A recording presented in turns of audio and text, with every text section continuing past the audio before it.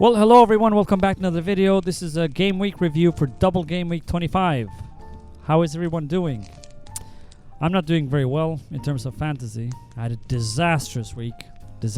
I mean, I know playing FPL you can't expect to have so many green arrows in a row. I've had one of my greatest season I've had since this last few years. But you know, weeks like this come around. It's just some things were actually funny, and we're gonna jump straight into it soon. But yeah, it hasn't been good. Like, I'm okay with having a red arrow.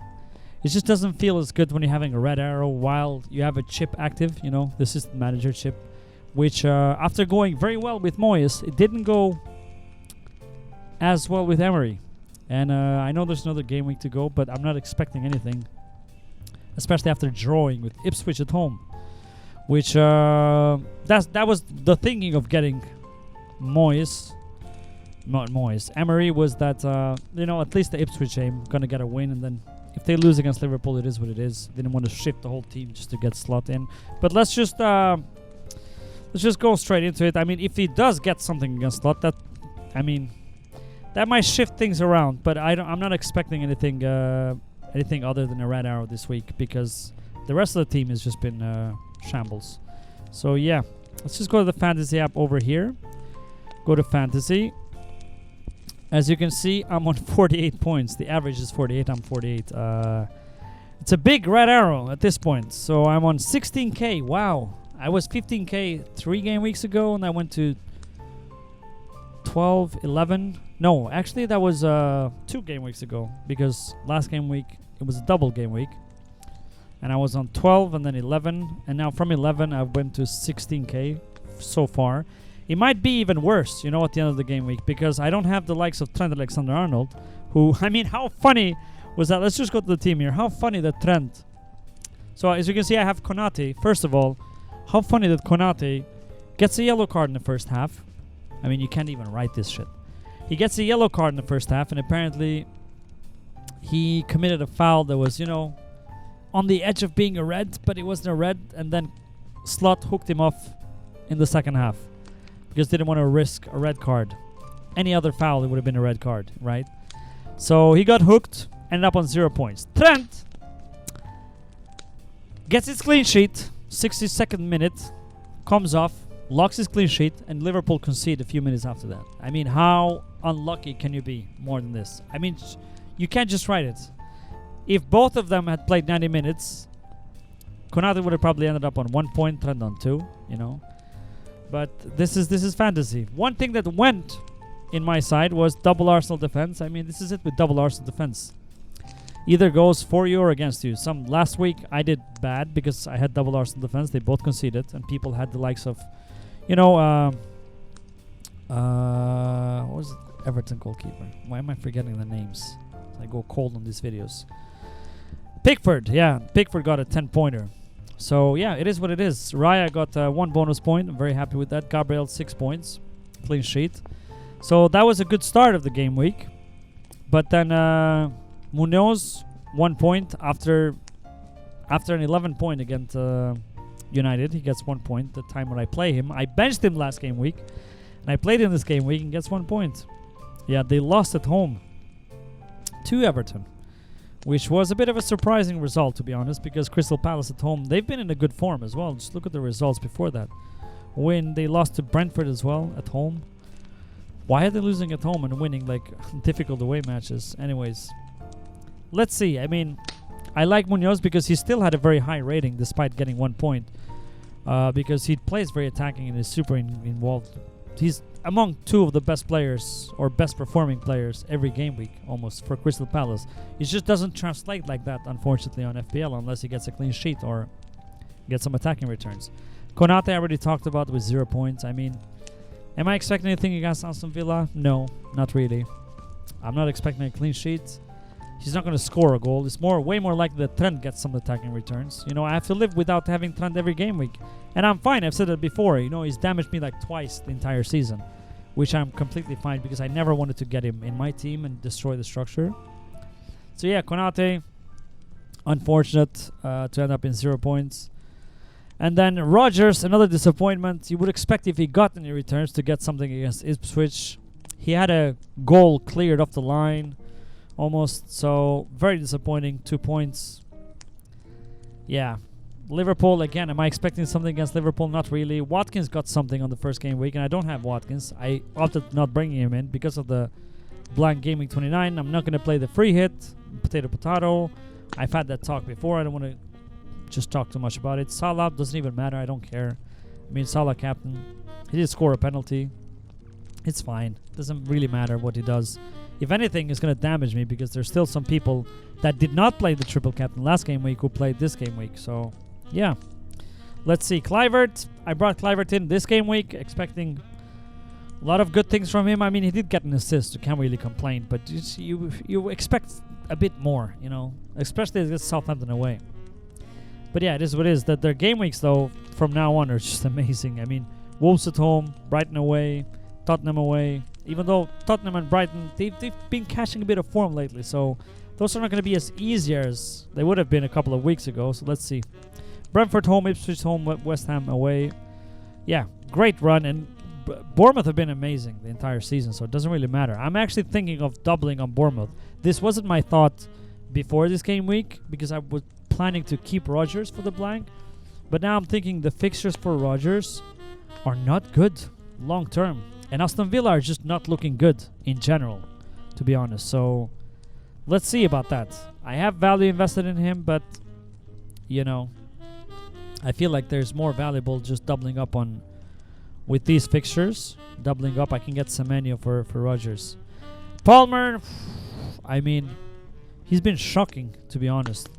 I know we love Palmer, but after this two double-digit return, game week 20 and 21, 2 points, 2 points, 6 points, 2 points. But if you're thinking of selling him, think twice because look at these fixtures. Southampton and Leicester at home.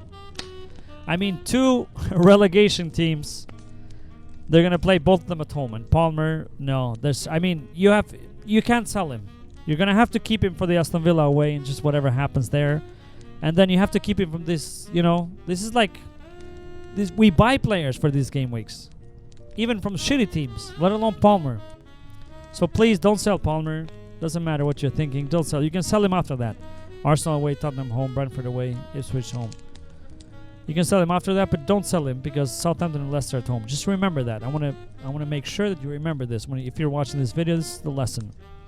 Boymo again.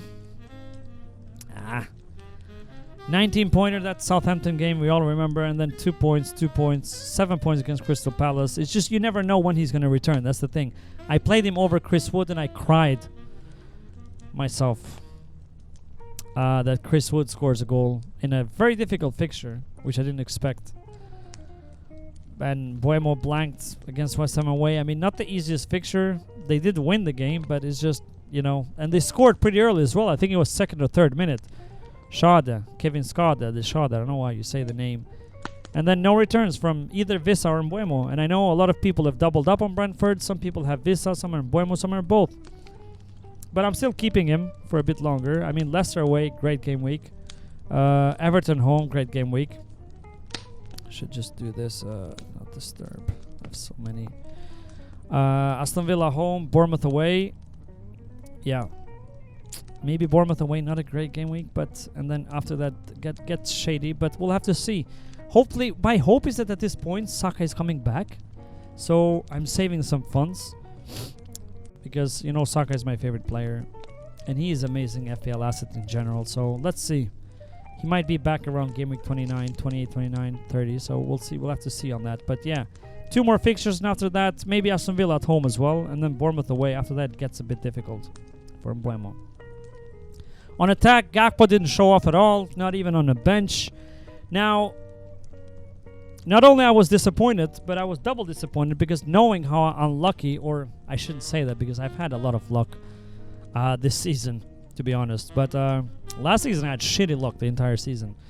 But how unlucky how I can be is that Gakpo is probably not going to start against Aston Villa. He's going to be on the bench and then gets, 10 minutes at the end of the game, 10, 15 minutes. And not get any returns, get the 1-pointer and block my Chris Wood points. That's going to happen. It's gonna happen for sure. Isak, who I had high hopes against Man City. Man City decided to just become old Man City in this match and just smash Newcastle. They smashed them. Marmour scoring a hat-trick. He has an increase in price already. He's the most brought-in player, which I don't think now is the time for, but I still think you should look at him. Because a lot of the strikers, so Chris Wood scored, Marmour scored, Watkins scored, Mateta scored. A lot of the strikers did very well, and now there's suddenly become a lot of options in the striking. And Cunha scored. Let's not forget about Cunha, the legend, who I'm thinking to bring in before Game Week 29. Now, my plan, if we go to pick team, let's just talk quickly about this. And I want to talk about the Game Week 29 because that's where my thoughts are at the moment. So this is how the team would look like next game week. I don't even know what to do with Emery. Should I just keep him because I don't really know. Do you get a safe manager like Iraola or Arteta with West Ham at home? And just think like, yeah, get a safe manager. And there's no safe anyways because, you know, Emery can beat Chelsea. Chelsea are not looking good at the moment. And you don't know if Iraola is going to beat Wolves at home or Arteta is going to beat West Ham. It could be draws or shit like that. Or do you chase table bonus, but the fixture's not really good? You'll have to make your own decision on that. I don't really have one now. We're going to talk about the system manager on team selection on Thursday. I don't want to waste too much time on that. But the team in general is looking fine. I think I'm playing Mykolenko at Man United at home. Man United has just been looking horrible. And I feel like Everton has been catching form of late. And their defense is better. I mean, I have Lewis Hall on the bench, but do I want to play him against the mighty Krishna Nazario de Lima Wood? I don't think so. Konate, Man City away. Now Man City catching a bit of form. This is going to be a derby and very tense, so I don't think they're going to keep a clean sheet, even if they win the game. Rodgers, Chelsea at home. It's going to be on the bench. So what I'm thinking short term is, so let's just go through the team. Mykolenko, Man United at home. Munoz, Fulham away. Not a great fixture. I don't expect any clean sheet, but I'm just playing him over Lewis Hall for the attacking returns. I mean, that could be a 50-50 between these two. Gabriel, West Ham at home, no-brainer. And then Salah, I have currently captain at Man City away because I don't know. I could play Kluivert, but I just don't want to risk it because Salah is still going to be highly captained. Paul Aston Villa away. I mean, he's in a bad form at the moment, in a dry streak, but I'll have to keep him. As I said, the fixtures after that are amazing. Boemo, Leicester away. That's a good fixture. Gakpo, Man City away. Not great. So if he's injured and out, I'm going to have to sell him. I don't know for who, though. That's the decision that has to be done. Or just maybe bench him. So if I bring Semenyo for Rodgers, this is the decision I have to make, basically. I have one free transfer. And I have to use that either on the manager or one of these players. So if I sell Rodgers, which I like this one better, I sell Rodgers for Semenyo and I play both of them. And I bench Gakpo. Or I sell Gakpo for Cunha. I think a bit too early for that. Because Cunha's, they're playing Bournemouth away. That's not good. So I think I'm more likely to sell Rodgers maybe for Semenyo. This is the thing, I'm going to talk about this on the team selection more. And then bench Gakpo because they have another, after Man City, they have Newcastle at home and Southampton at home. If he's out injured for longer than that, I think I might sell Gakpo anyways. But let's see, depending on the news we get on them. So yeah, this is how the team is looking. I have to decide on the manager as well. I might take him -4. I've only taken one -4 the entire season, so it's not going to be that tragic taking one now and one later. But let's see about that. And what I wanted to talk about is, Game Week 29. So if I sell Rodgers now for Semenyo, because I looked at my team on Game Week 29, my initial thought was to bench Isak, Salah, and Rodgers, but that I have to play 5 defenders. And I don't think that sits very good with me. So if I bring in Semenyo, then I would have to play 4 defenders, 4 midfielders, and 1 striker. Yeah, because I'm benching... No, 2 strikers. 3 midfielders, 2 strikers, yeah. Because I'm going to bench Isak and Salah. And I have to decide another one, wherever it is. Or I could just take a -4. Anyways, that's just... A lot of thinking to do about Game Week 29. I still think it's a bit early. It's Game Week 26 now, deadline. Another Friday deadline, by the way, it says here. Friday, 21st of February at 7:30. And then the next deadline after that is Tuesday deadline. So we're suddenly game week 27. And then we have one more game week. If you have a lot of free transfers, just try and manage them, you know, because I only have one. I assume a lot of you don't have a lot because we had to, you know, deal with a double game week that we just had. But try and not rush yourself into transfers because, you know, they're going to be useful for game week, blank game week 29 if you're not playing the free hit already. If you decide to play the free hit, just don't think about it. Scratch whatever I just said. But yeah, anyways, I don't want to... I already got tired just talking too much. This is it. More into this on team selection. I think we'll look at more. But as I said, the only decisions I have to make is the manager, which I don't really have a strong candidate. Or if I'm just going to keep it, just risk it, keep it on Aston Villa. Let's see what they do also against Liverpool, which the game is on Wednesday. That would, you know, convince me to... If they get a positive result against Liverpool, I might keep it. Just not to get a -4. Because if you're getting a -4 and still you don't know for sure if they're winning the next game, whoever you bring in, I don't think it's worth it. But that would also depend if I'm selling, you know, Rodgers to Semenyo, which I really like now. I haven't think of it. I like having a double Bournemouth, both Kluivert and Semenyo. And they both play in the blank. They have great pictures. And then I'm going to play the wild card in game week 31. And then play the triple captain, most likely on Isak, game week 22, which is a double for both Newcastle and Crystal Palace. And then I'm going to bench boost game week 33, which is a big double game week. And then free hit game week 34, which is a blank game week. And that's it. I'm done with all the chips. And let's see how the season goes. This game week, as I said, not good for me so far. But I'm hoping... I mean, things have to go... First of all, this is the things that have to go my way for me to get close to green or just have a smaller arrow, a red arrow. Unai Emery has to get a positive result against Liverpool, which is super unlikely, okay? GAKPO needs to not be on the squad at all, so I can get 9 points from Chris Wood. Or if it is, he starts and he scores like 2 goals, which is super unlikely again. And then Rodgers needs to get some returns. And Trent has to blank. That's it, because he's the one that damaged me the most. But anyways, thank you for watching a lot. I appreciate you. If you enjoy the videos, please like and subscribe. Helps me a lot to grow. And I'll see you on Thursday for team selection video. Bye. Subscribe. Come on. Just do it. I'm waiting. Just do it.